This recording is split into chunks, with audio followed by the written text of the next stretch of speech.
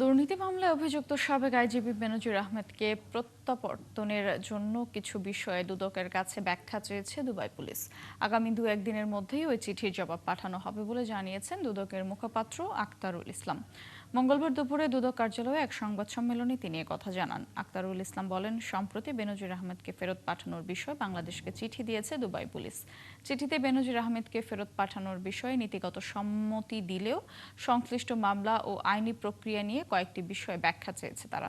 সেই ব্যাখ্যা প্রস্তুতের কাজ এখন শেষ পর্যায়ে বলে জানিয়েছেন দুদকের মুখপাত্র।